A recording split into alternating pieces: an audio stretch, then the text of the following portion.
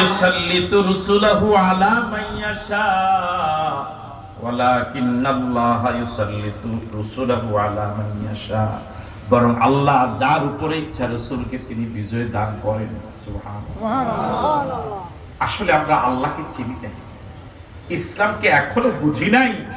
যদি ইসলামকে বুঝতাম তাহলে ইসলামী আন্দোলন ছাড়া, কোরআনের রাজ কায়েম করা ছাড়া অন্য কোন মানব রচিত আন্দোলন সংগ্রাম করতামই না। আপনি যে আল্লাহর হুকুমে নামাজ পড়লেন মাগরিব, ওই আল্লাহর হুকুমে দেশ চলবে, অর্থনীতি চলবে, ব্যবসা নীতি চলবে, কি বলে এটাকে, সংসদ চলবে, আদালত চলবে, এটার আপনি বিরোধিতা করেন, এটা কামনা করেন না, তো আপনি কিসের মুসলমান?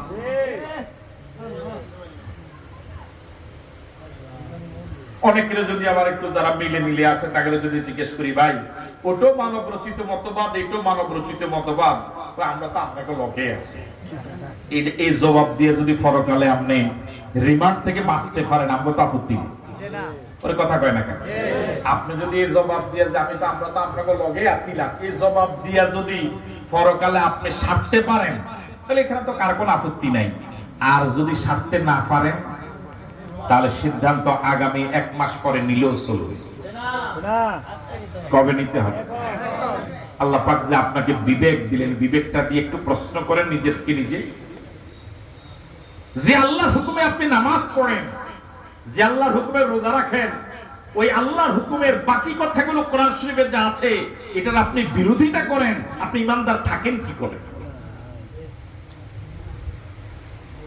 কাদিয়ানীদের নাম শুনেছেন? কাদিয়ানী মুসলমান না কাফের? অর্ধেক না পুরা? এই ব্যাপারে বাংলাদেশের কোন হুজুরদের কি নাই? আচ্ছা, কাদিয়ানীরা যে কাফের হলো, পৃথিবীর সব উলামায়ে কেরামের সম্মিলিত ফতোয়ায় অপরাধ কয়টা করছে? কোরআন মজিদের একটা আয়াত পুরো অস্বীকার করে নাই, এক আয়াতের একটা অংশ অস্বীকার করেছে। মা কানা মুহাম্মাদুন আবা আহাদিম মির রিজালিকুম ওয়ালাকির রাসূলুল্লাহি ওয়া খাতামান নাবিয়্যিন। এই আয়াতের শেষ অংশ ওয়া খাতামান নাবিয়্যিন, তিনি নবীদের সর্বশেষ নবী, তাকে দিয়ে নবুয়তের মোহর মেরে দেওয়া হয়েছে, এরপর আর কোন নবী আসবে না। কাদিয়ানীরা এই আয়াতের শেষ অংশের এই কয়েকটা শব্দ অস্বীকার করে চিরদিনের জন্য কাফের হয়ে গেল। আর আপনি নামাজ রোজা করেন, টুপি মাথার দেন, মাঝে মাঝে রোজা রাখেন, ইফতার করেন, দাঁড়িয়ে আছে মুখে হজ করেন, কিন্তু আল্লাহ পাকের এই কোরআন শরীফে অসংখ্য আয়াত অর্থনীতি, সমাজনীতি, রাজনীতি, ব্যবসা নীতি, শিক্ষানীতি, বিচার নীতি, এগুলোর কোনটাই আপনি মানেন না, এগুলো অস্বীকার করেন, আবার আপনি নিজেকে খাঁটি ইমানদার বলে দাবি করেন। এটা কোন যুক্তিতে? এই জন্য সিদ্ধান্ত নিতে হবে যে কোরআনের আইন অনুযায়ী আল্লাহকে সিজদা দিয়ে নামাজ পড়ি, ওই কোরআন দিয়ে গোটা দেশ চলবে, সে পক্ষে থাকা লাগবে। রাজি আছি? কারা কারা রাজি? হাত তুলে দেখান। আল্লাহ কবুল করে বলি আমিন। আল্লাহু আকবার। কোরআনের আলো ঘরে ঘরে জালো, হাদিসের আলো ঘরে ঘরে জালো। আল্লাহু আকবার। ওয়ালাকিন্নাল্লাহা ইউসাল্লিতু রুসুলাহু আলা মান ইয়াশা, ওয়ালাকিন্নাল্লাহা ইউসাল্লিতু রুসুলাহু আলা মান ইয়াশা।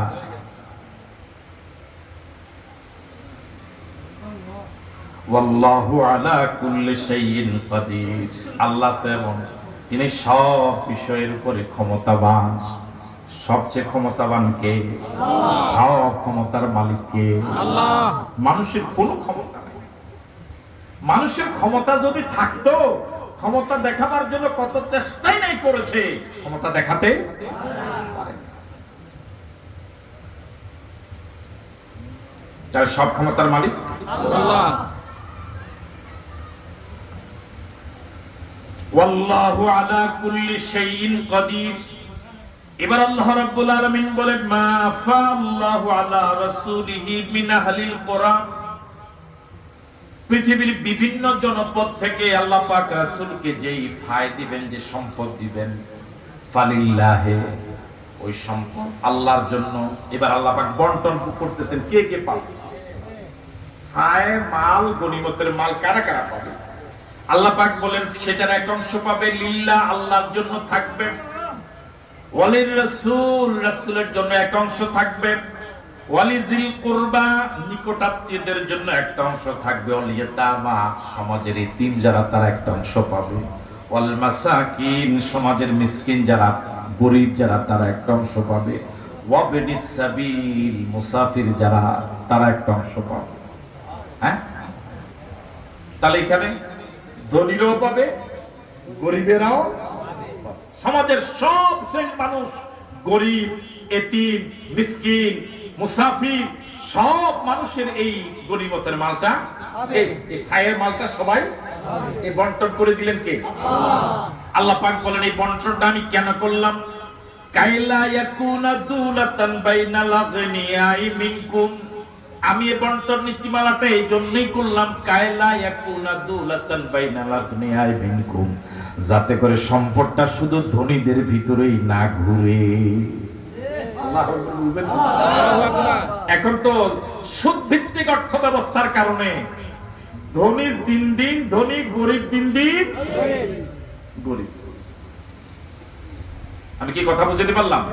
কিন্তু যাকাত ভিত্তিক অর্থ ব্যবস্থার কারণে ধনী আঙ্গুল ফুলে কলা গাছ হওয়ার কোনো সম্ভাবনা নাই, গরিব দিন দিন না খেয়ে দুর্ভিক্ষে মারা যাওয়ার কোনো সম্ভাবনা নাই। ইসলামী অর্থনীতির মূল কথাটাই এটা, এই আয়াতের অংশটা। কায়লা ইয়াকুনা দুলাতান বাইনাল আগনিয়াই মিনকুম, আগনিয়া গনির জমা, ধনীর জমা বহু বছর, যাতে করে সম্পদটা শুধু ধনীদের মাঝেই না ঘুরে, ধনীদের মাঝেই। যাকাত ভিত্তিক অর্থ ব্যবস্থার, সুদ ভিত্তিক অর্থ ব্যবস্থার মূল পার্থক্যটা অন্যতম এটা।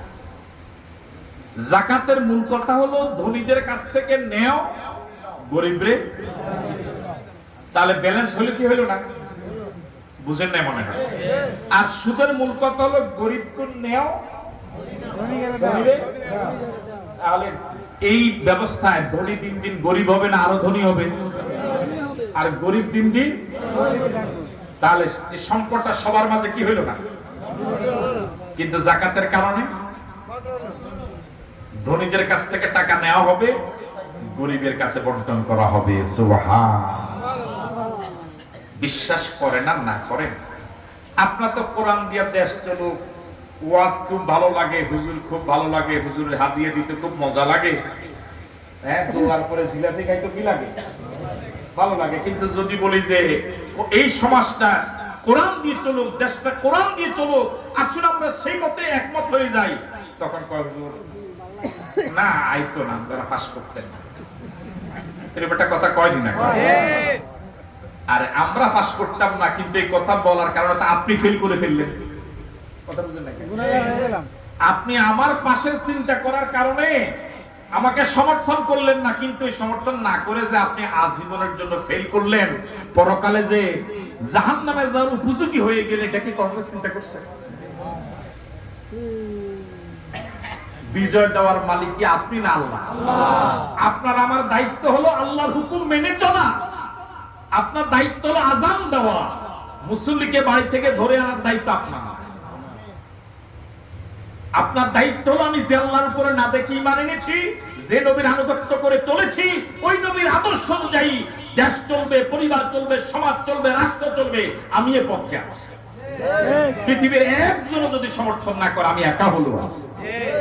আপনি কোন কি না মনে বাড়ি দেন, মনে টানে না, এর মনে টানে না।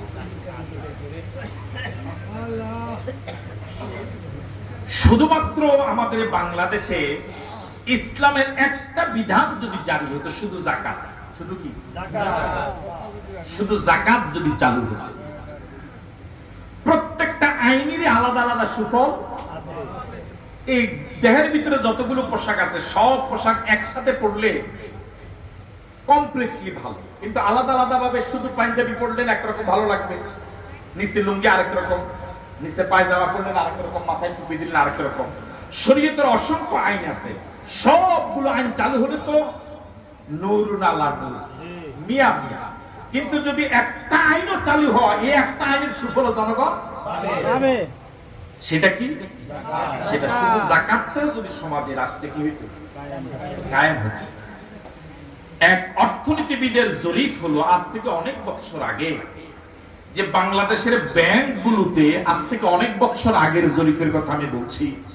তিনি হিসাব করে বুঝিয়ে দিয়েছেন যে শুধু বাংলাদেশে ব্যাংকগুলোতে যে টাকাগুলো গচ্ছিত আছে, জমা করা আছে, ওগুলোর যাকাত হিসাব করে ৮ খাতে বন্টনের যে আল্লাহ নির্ধারণ করে দিলেন, ওই খাত অনুযায়ী যদি পরিকল্পিতভাবে বন্টন করা হয়, সর্বোচ্চ ৫-১০ বছরের ব্যবধানে বাংলাদেশে যাকাত খাওয়ার মতো কোন লোক পাওয়া যাবে না।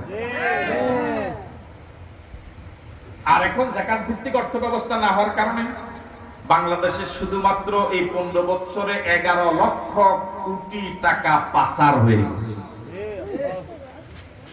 ধনী দিন দিন কি হচ্ছে? গরিব দিন দিন।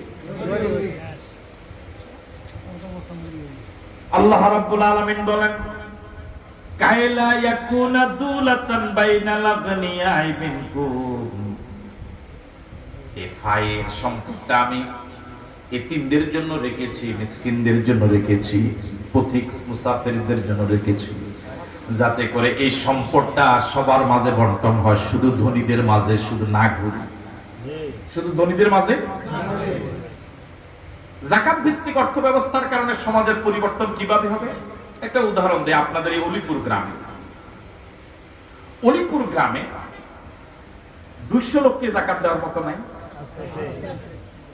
কথা কয় না? আছে ৫০০ আছে ৫০০ লোক যদি যাকাত দেওয়ার মতো হয়, যদি একজনের ১০,০০০ টাকা করে যাকাত আসে, তাহলে ৫০০ 10,000 500 দিয়ে পূরণ দেন, তাহলে কয় কোটি হয়? এই টাকাটা যদি অলিপুর গ্রামে, আমার মনে হয় ২,০০০ বেশি যাকাত খাওয়ার মতো লোক হবে। হ্যাঁ, কথা বলেন না, ২,০০০ ধরেন। তাহলে ওই টাকাটা দিয়া যদি প্রথমে এই ২,০০০ মানুষকে যদি আপনি 10 ভাগে বিভক্ত করেন, তাহলে প্রতি বছর কয়জন পড়ে? ২০০ জন। ২০০ না? এই ২০০ জনকে পরিকল্পিত ভাবে যদি বেশি করে যারা এই বছর এই ২০০ জনকে ওই ১ কোটি টাকা, ওই ২ কোটি টাকা যেটা যাকাত থেকে আসলো, তাকে একটা গরু কিনে দেন, একটা ছাগল কিনে দেন, একটা রিক্সা কিনে দেন, একটা সিএনজি কিনে